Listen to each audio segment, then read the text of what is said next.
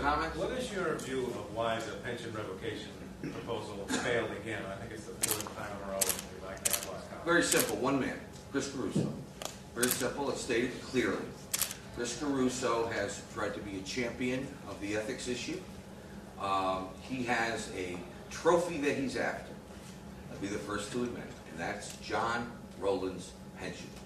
And unless and until he gets his hands on John Rowland's pension, no ethics reform will take place, and he told me he will make darn sure that happens. Well, what's wrong he with said that? he would filibuster. What's wrong with that? Many things are wrong with it. Not John Rowland's pension. I couldn't, with all due respect, I couldn't give a hoot about John Rowland's pension.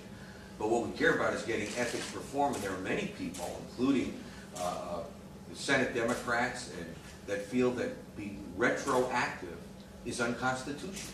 So if you pass a law knowing full well that it might very well be unconstitutional, that's a problem. And here's the other part, Mark.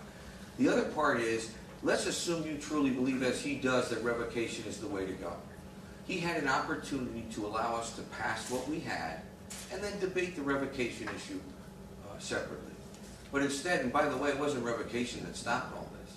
The tool they used to stop it was to say, we want to treat public officials and corrupt municipal and state employees differently. We want to lower this standard. We don't want to be that harsh on state and municipal employees who steal from their employers. That's unacceptable. It's never done in the country, ever.